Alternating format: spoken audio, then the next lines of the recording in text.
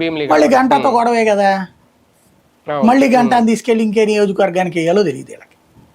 అదే కదా. ఇప్పటికి మొన్న కూడా నియోజకవర్గం చివరి దాకా మార్చి మళ్ళీ చివరిలో భీమిలి ఇచ్చుకొచ్చారు. అవును. ఇప్పుడు అతనికి ఇంకెక్కడిస్తారు? పోనీ అక్కడ ఆల్రెడీ వెల్ ఎస్టాబ్లిష్డ్ వైజాగ్లో. అట్లా లేని చోట్లను చేర్చుకోవట్లేదు వీళ్ళు, ఖాళీ ఉన్నది అన్న చోట చేర్చుకుంటున్నారు. అధినాయకత్వం కూడా ఒప్పుకుంటోంది. అవును. లేని చోట మాత్రమే జాగ్రత్త పడుతున్నారు, ఇది లేని చోటే పట్టించుకోవట్లేదు అనమాట.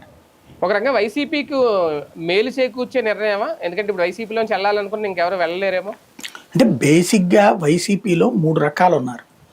ఒకటి ఫక్తు జగన్ అంటే ప్రాణం పెట్టేవాళ్ళు, లైక్ గడికోట శ్రీకాంత్ రెడ్డో, లేకపోతే ఆ రైల్వే కోడూరు ఆయన పాత ఎమ్మెల్యే ఉన్నాడు కదా ఆయన, సజ్జలో, లేకపోతే కనుక పెద్దిరెడ్డో, ఇలా లేకపోతే చలగ చెవిరెడ్డో, కరుణాకర్ రెడ్డో, ఇట్లాంటి బ్యాచ్లు రోజు ఇలాడికి పోరు.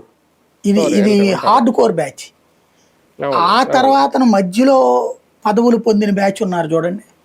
అంటే ఎమ్మెల్యేలకి వీళ్ళు పూర్తి అధికారాలు ఇచ్చేసేటప్పటికి, మున్సిపాలిటీలు, కార్పొరేషన్లు అవన్నీ ఎమ్మెల్యేలు ఏం చేశారు, చాలా చోట్ల వాళ్ళ సొంత మనుషుల్ని తెచ్చుకుని పెట్టుకున్నారు అక్కడ.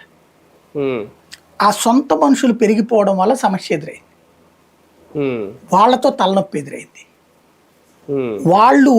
వాళ్ళకి ఎవరికి పార్టీ మీద కమిట్మెంట్ ఏం లేదు, పదవి ఉంది కాబట్టి వచ్చారు. ఇప్పుడు పదవి లేదు కాబట్టి అవతల కేసులు ఏమైనా వస్తాయేమో అని భయపడి అటు వెళ్ళిపోతున్నారు. అట్లాంటి వాళ్ళని చేర్చుకోకపోవడం మంచిదే కదా. వైసీపీకి వాళ్ళ వల్ల నష్టం కూడా లేదు. హార్డ్ కోర్ వైసీపీ వాళ్ళు వెళ్ళాలనుకోవట్లా,